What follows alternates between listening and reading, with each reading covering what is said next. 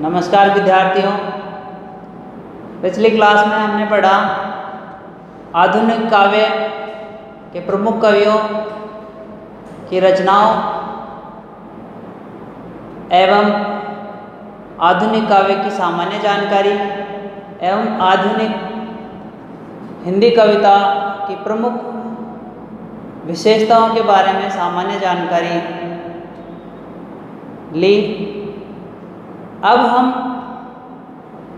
आज चर्चा करेंगे आधुनिक काव्य की प्रमुख विशेषताओं के बारे में।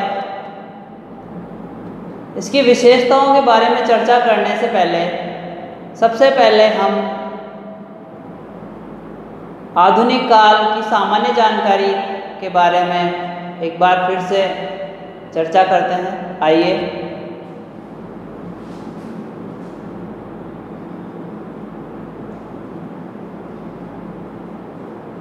आधुनिक काल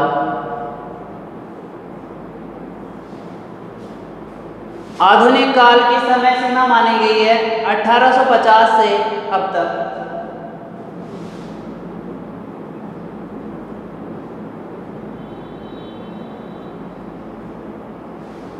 आधुनिक काल में बहुत सी प्रवृत्तियों का विकास हुआ। आधुनिक काल का नामकरण विभिन्न विद्वानों ने अपने मतानुसार, कुछ विचारकों ने प्रवृत्तियों के आधार पर नामकरण किए हैं, कुछ विचारकों ने कवियों के व्यक्तित्व को देखते हुए उनके नामकरण के हिसाब से उस काल का नामकरण किया है। आधुनिक काल में सुविधा की दृष्टि से हम इसको निम्न भागों में बांट सकते हैं। पहले देखते हैं आधुनिक काल का जो प्रथम काल है उसमें खड़ी बोली का विकास हुआ और इसके प्रथम काल में ब्रज भाषा का प्रयोग होता रहा। आधुनिक काल का जो प्रथम खंड है उसको हम भारतेंदु युग के नाम से जानते हैं और इसकी समय सीमा 1850 से 1900 ईस्वी मानी गई है। इसका पहला जो काल है वो है भारतेंदु युग, भारतेंदु काल। इसकी समय सीमा 1850 ईस्वी से 1900 ईस्वी तक। भारतेंदु युग में भारतेंदु मंडल के साहित्यकारों ने राष्ट्रीयता, समाज में व्याप्त बुराइयां व सरकार की आलोचना अपने काव्य में की है। इस काल में के प्रमुख कवियों में भारतेंदु, हरिश्चंद्र,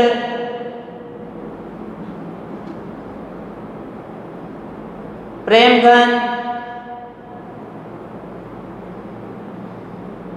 और इस काल में जो प्रमुख प्रवृत्ति रही भारतेंदु युग में वह थी समस्या प्रदान। इस काल में कवियों के द्वारा कुछ पंक्ति या शीर्षक दिए जाते थे और उस पर काव्य रचना की जाती थी। इस काल में ब्रज भाषा का भी प्रयोग हुआ है और इसमें अंबिका दत्त व्यास, भारतेंदु, प्रेमघन जो और इसके अलावा अन्य कवि थे जो भारतेंदु युग में नाम लिया जा सकता है। दूसरा है द्विवेदी युग, द्विवेदी काल। इसकी समय सीमा मानी गई है 1900 से 1920। द्विवेदी काल में इसके प्रमुख कवि महावीर प्रसाद द्विवेदी थे जो सरस्वती पत्रिका के संपादक भी रहे हैं। इस काल में राष्ट्रीय विचारधारा को ज़्यादा महत्व दिया और इस काल में भाषा का परिमार्जित रूप देखने को मिलता है। इस काल में खड़ी बोली का विकास उन्नत अवस्था में था और इस काल में गद्य व पद्य की भाषा एक ही की गई, वह एक ही भाषा पर जोर दिया, वो थी खड़ी बोली।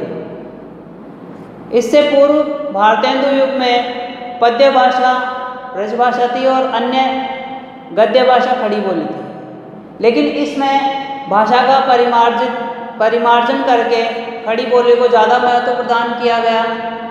इस काल में प्रमुख कवियों के नाम महावीर प्रसाद द्विवेदी, मैथिली शरण गुप्त, अयोध्या सिंह उपाध्याय आदि कवि इस काल में आते हैं। वह इस काल की प्रमुख प्रवृत्ति इतिवृत्तात्मक थी। इतिवृत्तात्मक का मतलब होता है प्रबंध काव्य इस काल में ज़्यादा रचे गए, महाकाव्यों की रचना इस काल में ज़्यादा की गई। इतिवृत्त का मतलब होता है घटनाओं का क्रमबद्ध वर्णन। अगला जो काल है वो है छायावादी।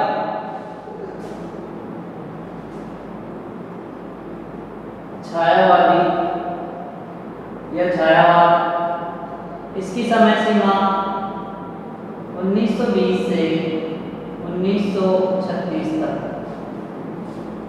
1920 से 1936 ईस्वी की जो समय सीमा है, उस काल को विचारकों ने छायावाद नाम दिया है। छायावाद में कवियों ने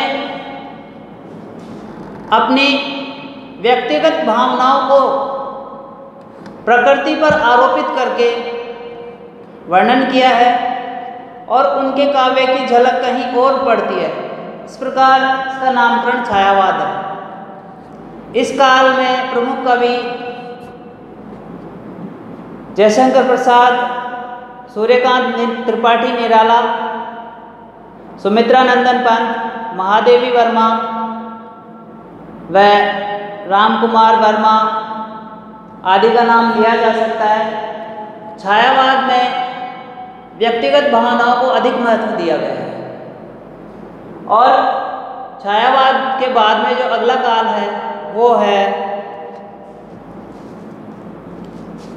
प्रगतिवाद।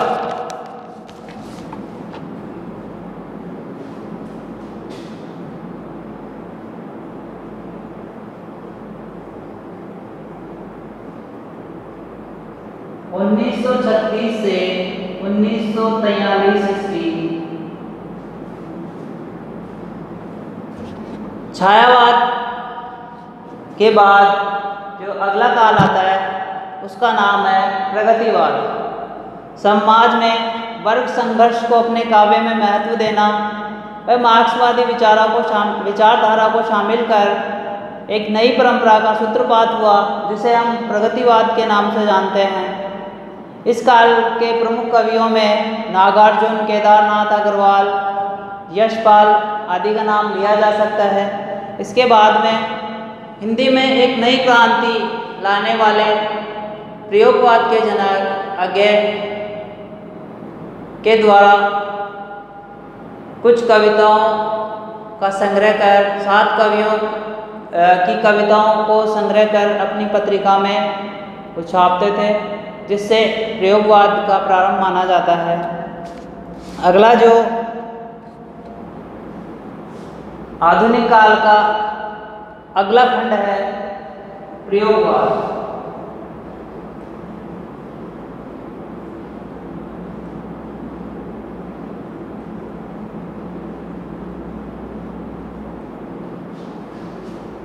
प्रयोगवाद में कवियों ने एक नई विचारधारा का पालन किया। उन्होंने साहित्य में नए नए प्रयोग किए, उपमाओं, छंदों, अलंकारों में नए प्रयोग किए। वह मानव की सूक्ष्म व्यक्तिगत विचारधाराओं व प्रणयमूलक रचनाओं को भी स्थान दिया गया है इसमें। इसकी समय सीमा 1943 ईस्वी से 1960 ईस्वी तक मानी जाती है। इसके बाद का जो काल है वो नई कविता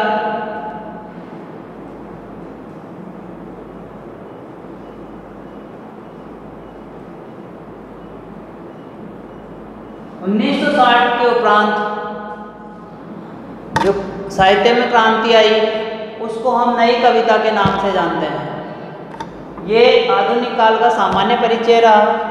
अब हम बात करेंगे आधुनिक काल की प्रमुख विशेषताओं के बारे में, जिनमें प्रथम है राष्ट्रीयता व अतीत का गुणगान।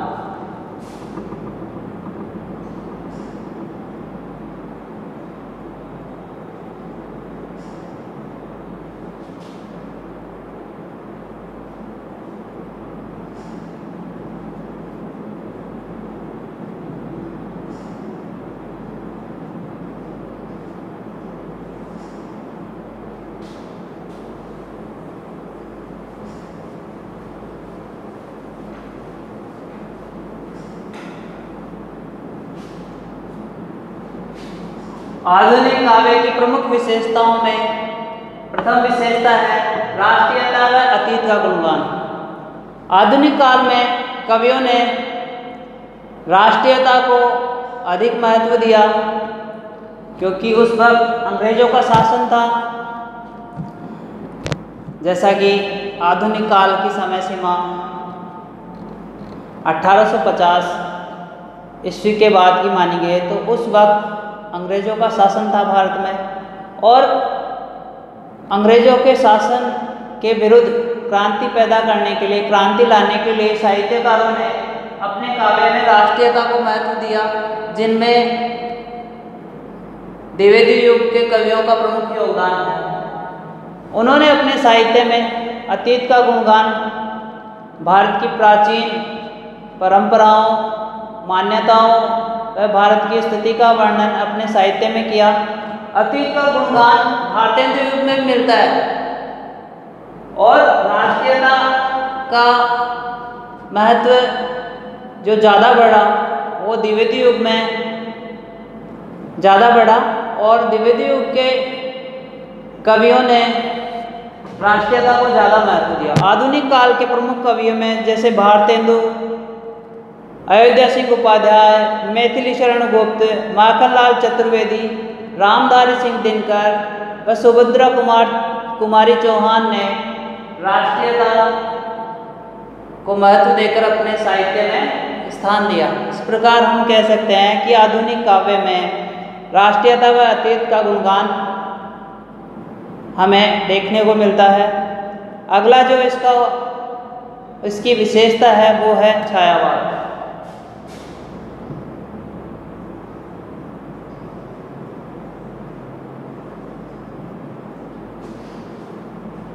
आधुनिक काव्य के अंतर्गत जो नई विशेषता है या प्रमुख विशेषता है वो है छायावाद।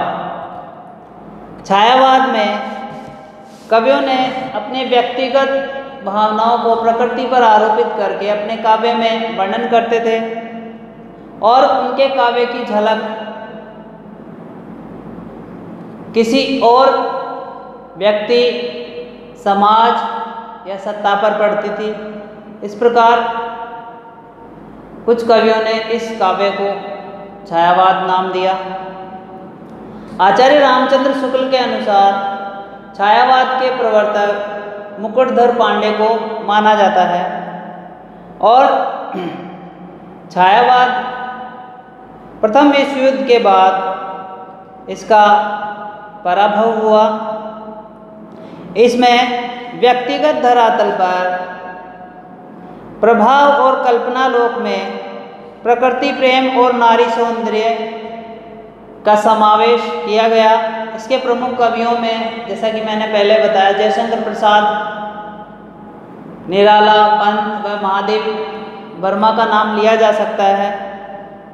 अगला जो आधुनिक काव्य की प्रमुख विशेषताओं में हम नाम ले सकते हैं वह है रहस्यवाद।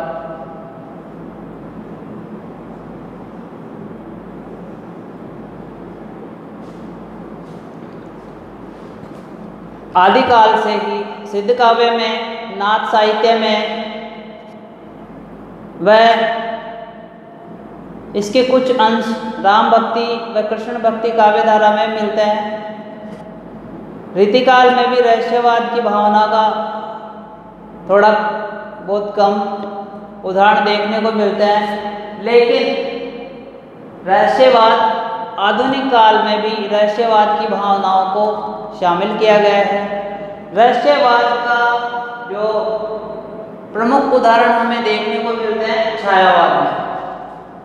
निराला, पंत, जयशंकर प्रसाद व महादेवी वर्मा की रचनाओं में एक रहस्यवाद की झलक मिलती है। वे प्रकृति के माध्यम से अपने ईश्वरीय सत्ता की वंदना करते हुए रहस्यवाद को परिभाषित करते हैं और उनके साहित्य में रहस्यवाद के चित्र सहज ही प्राप्त हो जाते हैं। इस प्रकार हम कह सकते हैं कि आधुनिक काव्य में रहस्यवाद की भावना भी व्याप्त थी। अगला जो पॉइंट है, जो इसकी विशेषता है, वो है प्रगतिवाद।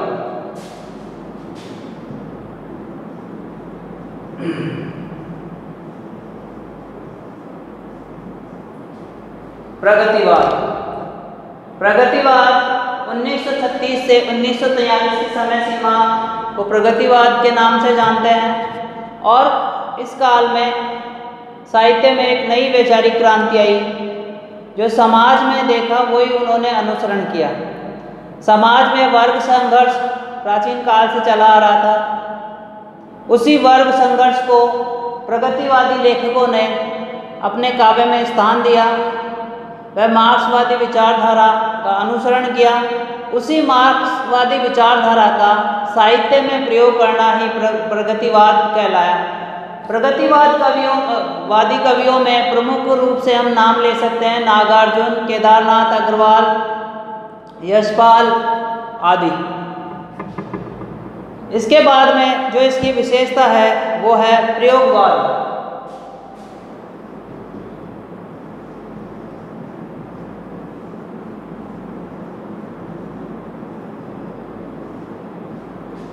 इसकी समय सीमा 1943 से 1960 मानी गई है। इस काल प्रयोगवाद के जनक आगे को माना जाता है, जिन्होंने अपने पत्रिका तार सप्तक में 7 कवियों के द्वारा उनकी प्रमुख कविताओं को छापते थे और उस पत्रिका के माध्यम से ही तत्कालीन भारत में एक नई वैचारिक क्रांति आई। उस वैचारिक क्रांति का नाम उन्होंने विचारकों ने प्रयोगवाद दिया है। इस काल के कवियों ने साहित्य में नए नए प्रयोग किए। उपमा, छंदों, अलंकार आदि में नए नए प्रयोग किए और इस काल में तार सप्तक नामक पत्रिका 43 और इसके बाद में भी निरंतर 4 सप्तक आए, जिसमें 7 कवियों की प्रमुख कविताओं को उसमें शामिल किया गया है।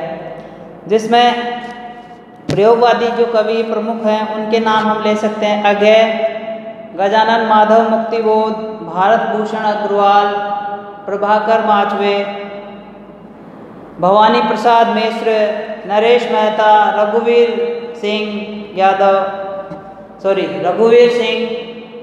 केदारनाथ सिंह आदि प्रयोगवादी कवियों का इस विचारधारा को बढ़ाने का श्रेय जाता है। अगला जो आधुनिक काव्य की विशेषता है वह है नवलेखन या नई कविता।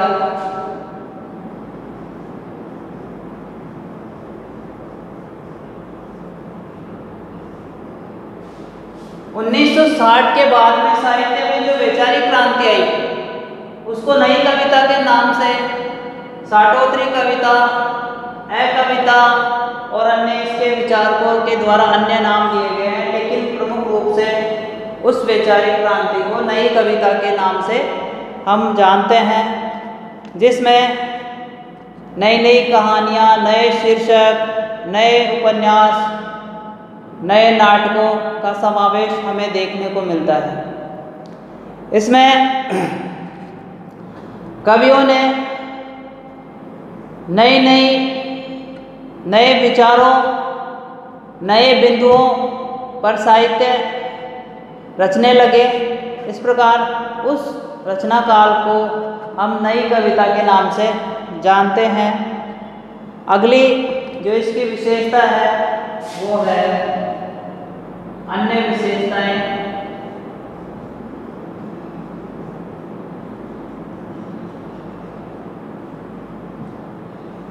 अन्य विशेषताओं में जो जिनका नाम लिया जा सकता है वह है हालावाद। हालावाद के प्रवर्तक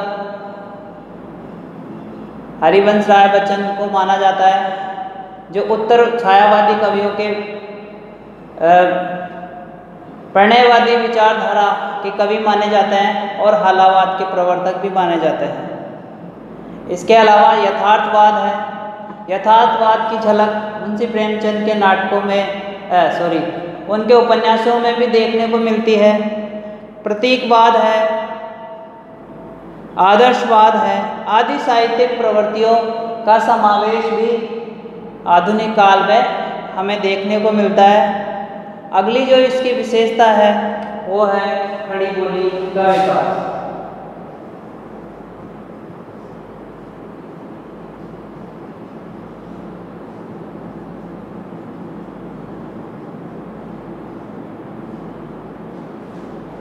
खड़ी बोली का विकास आधुनिक काव्य के अंतर्गत खड़ी बोली का विकास महत्वपूर्ण बिंदु है।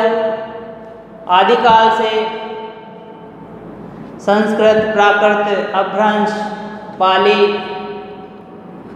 अपभ्रंश के बाद में उसके साथ विकसित शौरसेनी अपभ्रंश, शौरसेनी अपभ्रंश से पश्चिमी हिंदी, पश्चिमी हिंदी से के अंतर्गत खड़ी बोली, इस प्रकार से भाषाओं का क्रम होते हुए आधुनिक काल में खड़ी बोली का विकास हुआ। भारतेंदु युग में ब्रज भाषा का प्रयोग अधिक रहा, लेकिन द्विवेदी काल आते आते महावीर प्रसाद द्विवेदी ने बहुत बड़ा योगदान दिया हिंदी साहित्य के क्षेत्र में और खड़ी बोली को स्थापित करने या उसको जागृति लाने के लिए कवियों को प्रेरित करते थे खड़ी बोली में लिखने के लिए, और गद्य व पद्य भाषा को दोनों को एक ही करने का श्रेय महावीर प्रसाद द्विवेदी जी को जाता है। उनके पहले पद्य भाषा के रूप में ब्रज भाषा का वर्चस्व था, वह गद्य में खड़ी बोली में लिखी जाती थी, लेकिन उन्होंने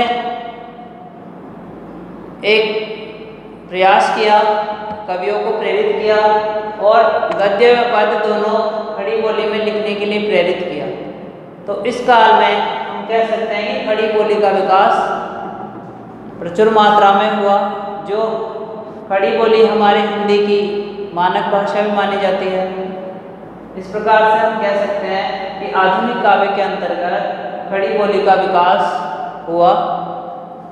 दोस्तों, ये आधुनिक काव्य की प्रमुख विशेषताएं हैं। हम अगले लेसनों में आधुनिक काल की जो प्रमुख प्रवृत्तियां हैं, जैसे प्रगतिवाद है, प्रयोगवाद है, नई कविता है, छायावाद है, इनको विस्तृत ढंग से व इनकी प्रमुख विशेषताओं के बारे में हम चर्चा करेंगे। आज के लिए इतना ही। धन्यवाद।